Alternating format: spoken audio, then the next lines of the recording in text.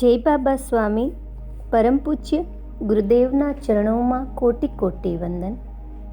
વંદનીય ગુરુમૈયાના ચરણોમાં कोटि कोटि वंदन. हिमालय का समर्पण योग भाग 1. उसी समय सूर्योदय हुआ और गुरुदेव ने सूर्य देवता की वंदना की और आगे कहना शुरू किया, कोई भी मनुष्य न तो भूतकाल को भुला सकता है और न ही आसक्ति पर नियंत्रण कर सकता है. आज तक कोई मनुष्य न ऐसा कर सका है और न कर सकेगा, क्योंकि मनुष्य की जीवन शक्ति है उससे अधिक चित्त शक्ति अशक्त है. इसीलिए एक मनुष्य की जीवन शक्ति से चित्त शक्ति पर कभी भी नियंत्रण नहीं किया जा सकता है. चित्त शक्ति पर नियंत्रण करने के लिए मनुष्य को अपनी जीवन शक्ति बढ़ाने की आवश्यकता है. यही जीवन शक्ति केवल जीवन शक्ति की सामूहिकता में ही बढ़ सकती है और यह जीवन शक्ति की सामूहिकता सद्गुरु के पास होती है. वह हजारों लाखों आत्माओं के जीवन के साथ जुड़ा हुआ होता है और हजारों लाखों आत्माएं जन्मों जन्मों से अपने सद्गुरु के साथ जुड़ी होती है. इसी कारण सद्गुरु इन हजारों लाखों आत्माओं का पालनहार रहते हैं. इसीलिए इसके साथ उन आत्माओं की सामूहिकता होती है और इन सद्गुरु के माध्यम से हम इन लाखों आत्माओं के साथ जुड़ सकते हैं. और जुड़ने का रास्ता यह है, इस उच्च स्तर पर जुड़े हुए आत्माओं की सामूहिकता पाना. और यह उच्च स्थिति के आत्माओं की सामूहिकता सद्गुरु के चरणों में होती है. इसीलिए आध्यात्मिक प्रगति में गुरु चरणों का महत्व है, क्योंकि आप जितने झुकोगे उतनी ही आपकी ग्रहण करने की क्षमता बढ़ेगी. और सद्गुरु रूपी माध्यम का सबसे नीचे का सिरा गुरु चरण है. इसीलिए अधिक से अधिक ग्रहण करने के लिए अधिक से अधिक झुकना आवश्यक है. यह मनुष्य का झुकना मनुष्य के मैं के अहंकार को कम करता है और यह मैं का अहंकार जितना कम होगा उतना ही अपने अलग अलग होने का एहसास कम होगा. और यह अलग होने का एहसास जितना कम होगा उतना ही सामूहिक चेतना का एहसास अधिक होगा. इसीलिए गुरु चरण ही वह स्थान है जहाँ पर मनुष्य अपने जीवन का भूतकाल और आसक्ति रूपी पुष्प समर्पित कर मोक्ष प्राप्त कर सकता है. इस प्रकार जैसे ही गुरुदेव ने कहा वैसे ही मन मैंने में मेरे जीवन के भूतकाल और आसक्ति को पुष्प समझकर गुरुदेव के चरणों में रख दिया और अनायास ही मेरा चित्त भी उनके श्री चरणों पर चला गया और मेरी आंखें बंद हो गई, मानो ये गुरु चरण में मेरे मन मंदिर में भर लेना चाहता हूँ. और जब आंखें खोली तो गुरुदेव मुस्कुरा रहे थे. एक दिन सुबह एक विचित्र आवाज़ आ रही थी और उससे मेरी नींद खुल गई. तब बाहर तो अंधेरा था पर गुरुदेव उनकी सैया पर नहीं थे. एक बहुत बड़ी पत्थर की शिला थी जो पहाड़ के अंदर की दीवार से सटकर थी और एक ओर से ऊंची थी, मानो प्रकृति ने ही गुरुदेव के लिए सिरहाना बनाया हो. उस पर काफ़ी घास फूस पड़ा था. उसी पर गुरुदेव शयन करते थे. पता नहीं क्यों वे जब उस सैया पर सोते थे तो मुझे उनके चरण दबाने का बहुत अच्छा लगता था. वे कब सैया पर सोए और कब मैं चरण दबाऊं, उसका मैं इंतज़ार करता था. जैसे ही रात का समय होता था तो मैं उन्हीं के आसपास मंडराने लग जाता था और पूरा चित्त उनके चरणों पर होता था। इसीलिए शरीर से दूर जाया ही नहीं जाता था। उनके चरण पर जब मेरे हाथ में होते थे तब पता नहीं क्यों एक स्थिरता का अनुभव करता था, शांति का अनुभव करता था। ऐसा लगता था जीवन में सब कुछ प्राप्त कर लिया, बस इसी स्थिति में ही जीवन समाप्त हो जाए, सारा जीवन सार्थक हो गया, ऐसा भाव आ जाता था। उस दिन सुबह गुरुदेव सैया पर नहीं थे, यानी सुबह हो गई थी। मैं गुफा के बाहर आया, देखा कुछ नहीं, पर आवाज़ों से पता चला कई हाथियों का समूह उस झरने के पास पानी पीने के लिए आया था और वे आपस में जल क्रीड़ा कर रहे थे और आवाज़ें निकाल रहे थे। थोड़ी सुबह होने पर देखा तो उनके साथ उनके छोटे छोटे बच्चे भी थे।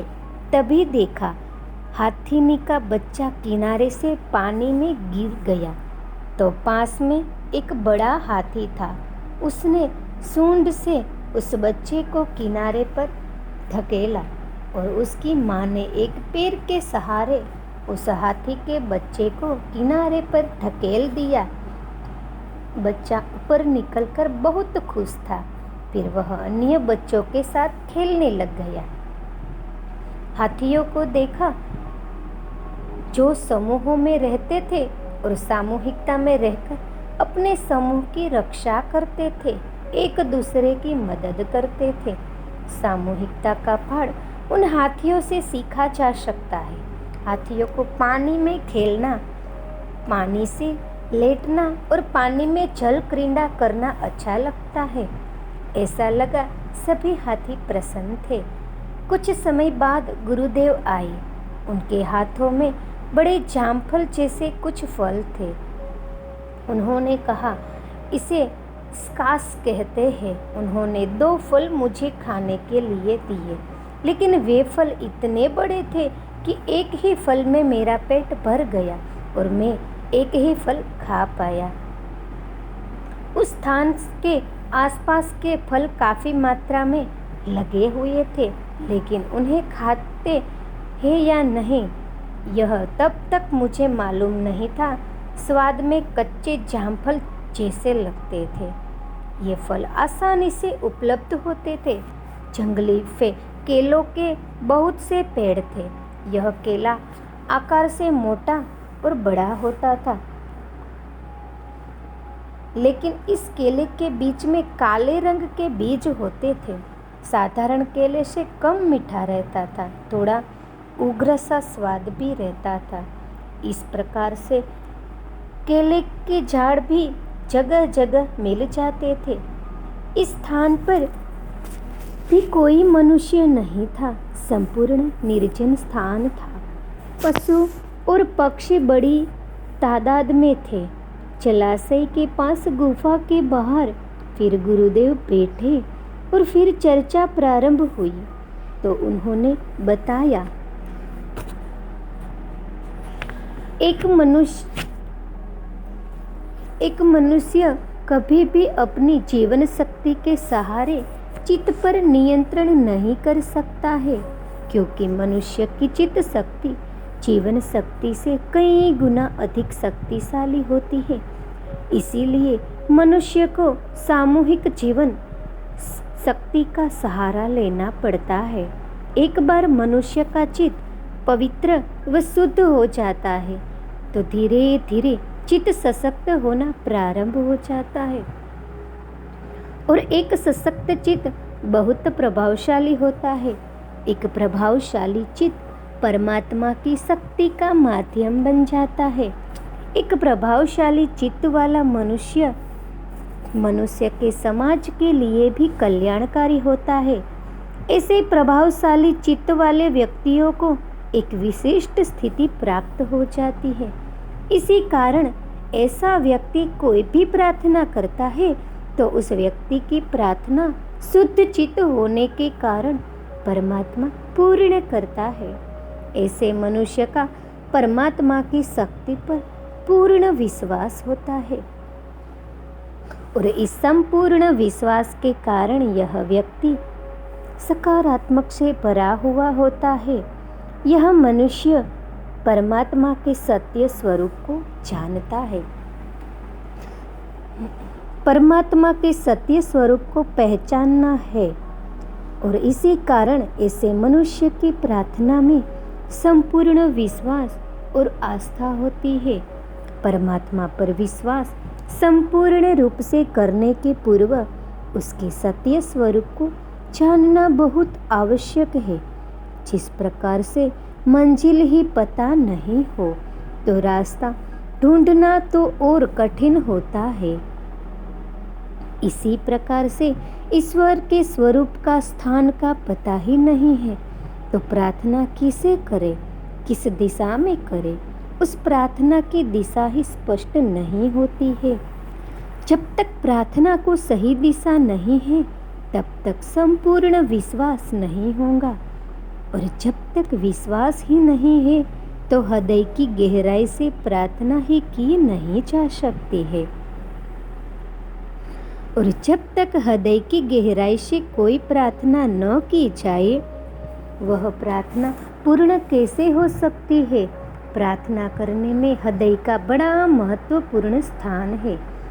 हृदय का भाव ही प्रार्थना की शक्ति होती है और यह हृदय का भाव आस्था के कारण निर्माण होता है।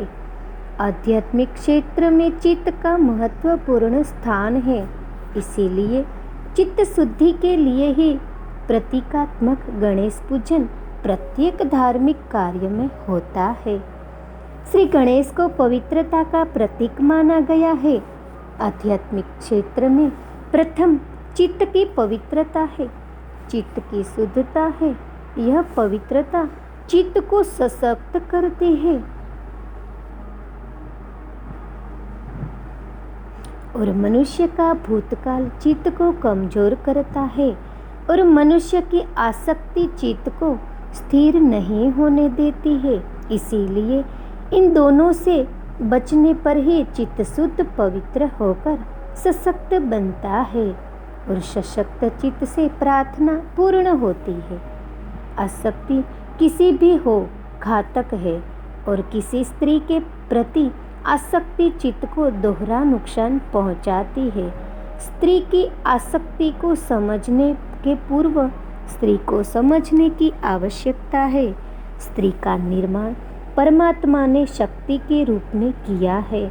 मनुष्य की शक्ति को क्रियान्वित करने के लिए परमात्मा ने स्त्री का निर्माण किया है। स्त्री शक्ति है, बशर्ते तुम उसे शक्ति समझो। स्त्री में ग्रहण करने की अपार शक्ति होती है। वह ग्रहण की गई शक्ति को ठीक से विकसित कर सकती है, विकसित कर पूर्णत्व प्रदान कर सकती है। इसी प्रकार की केवल शारीरिक संरचना नहीं होती है, वह इसको सभी और सभी क्षेत्रों में कर सकती है। पुरुष और स्त्री समाज रूपी रथ के दो पहिए हैं। इन दोनों के बिना समाज विकसित नहीं हो सकता है। स्त्री की शक्तियों का ज्ञान स्त्रियों के पूर्व पुरुष को हो गया था। शक्तियों के कारण अपने ऊपर उनका वर्चस्व न हो जाए, यह जानकर मनुष्य पुरुषों ने स्त्रियों को दबाना प्रारंभ कर दिया और आज हजारों सालों से स्त्री शक्ति का दमन हो रहा है और अनजाने में समाज में एक संतुलन का निर्माण हो रहा है और अनजाने में समाज में एक असंतुलन का निर्माण हो रहा है। स्त्री शक्ति को संतुलित किए बिना समाज का संतुलित विकास संभव नहीं है। स्त्री पुरुष की पत्नी कम होती है, माता अधिक होती है, क्योंकि माता का स्वभाव ही उसका मूल स्वभाव है। जो भी आध्यात्मिक संत महात्मा हुए हैं, उन सब के जीवन में कहीं न कहीं उनकी प्रेरणा के रूप में स्त्री शक्ति का हाथ रहा ही है, किसी के जीवन में परोक्ष रूप में तो किसी के जीवन में अपरोक्ष रूप में। इसीलिए देवी देवताओं में भी स्त्रियों को विशेष सम्मान का दर्जा दिया गया है। इस प्रकार से स्त्री एक शक्ति है और उस शक्ति के प्रति शारीरिक आसक्ति एक ओर चित्त को नष्ट करती है, दूसरी ओर अपने भीतर की शक्ति की यंत्रणा को भी नष्ट करती है। इसी प्रकार से स्त्री के प्रति आसक्ति चित्त को बहुत बड़ा नुकसान पहुंचाती है। स्त्री एक भोग विलास की चीज नहीं है, स्त्री शक्ति ग्रहण करने का स्थान है। हम स्त्री को भोग विलास की चीज समझकर हमारे ही शक्ति ग्रहण करने के स्थान को खराब कर रहे हैं, और जब शक्ति ग्रहण करने का स्थान ही खराब हो जाएगा तो शक्ति ग्रहण करेंगे कैसे? और जब शक्ति ग्रहण करेंगे नहीं तो कोई भी जीवन का कार्य होगा कैसे? हम हमारे शरीर के शक्ति ग्रहण करने के स्थान को खराब कर हमारे ही पैरों पर कुल्हाड़ी मार रहे हैं।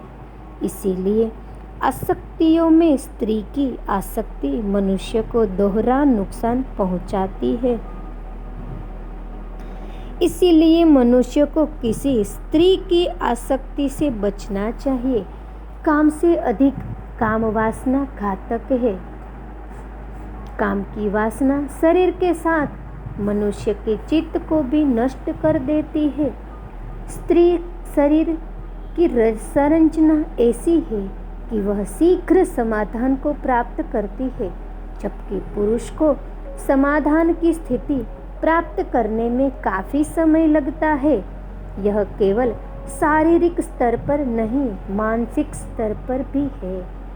स्त्री को वस्तु का उपभोग करने से अधिक वस्तु को बांटने में आनंद आता है। ग्रहण करने की क्षमता स्त्री में अधिक होती है। संगोपन की क्षमता स्त्री में अधिक होती है और बांटने की क्षमता स्त्री में पुरुषों की अपेक्षा अधिक होती है। ये सब स्त्री सुलभ विशेषताएं हैं। जितना स्त्री तत्व शुद्ध व पवित्र होगा, उतनी ही अधिक मात्रा में ये विशेषताएं स्त्री में देखी जा सकती है। अपना सब कुछ दांव पर लगाने की क्षमता स्त्री में जन्मजात होती है। एक स्त्री जब किसी बालक को जन्म देती है, तब उस बालक को अपने गर्भ में अपना सर्वस्व दे देती है।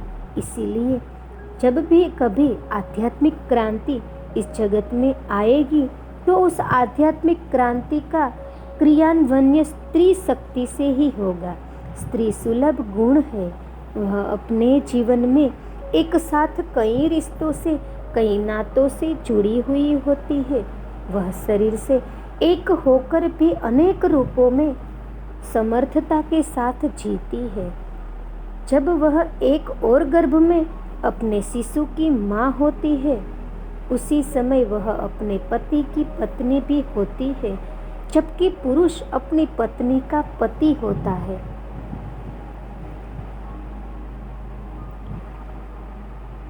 पर बाप नहीं होता है। वह अपने शिशु के आलिप्त रहता है। जब तक स्त्री शक्ति को समान दर्जा नहीं दिया जाएगा, तब तक समाज में कोई आध्यात्मिक क्रांति संभव नहीं है, क्योंकि तब तक समाज पंगु होगा।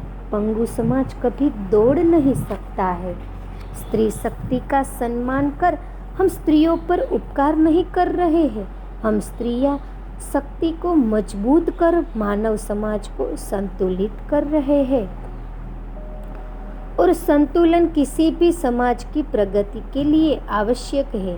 स्त्री शक्ति के कारण सम्मान के लिए पुरुष को अपने मैं के अहंकार पर नियंत्रण करना होगा, क्योंकि पुरुष को पुरुष होने का बड़ा अहंकार होता है, जबकि पुरुष का जन्म भी स्त्री से हुआ है। स्त्री का अपमान कर स्त्री को दूसरा दर्जा देकर वह अपने ही जन्म को भूल रहा है, यानी अपनी जड़ पर प्रहार कर रहा है। वह अपनी माँ को भूल रहा है। जो पुरुष अपनी माँ से अधिक अनुराग रखता है वह कभी भी किसी स्त्री का अपमान नहीं कर सकता है। इस बात को अनेक संतों ने जाना है, इसीलिए उन अनेक संतों ने बार बार इसके लिए प्रयास किया है।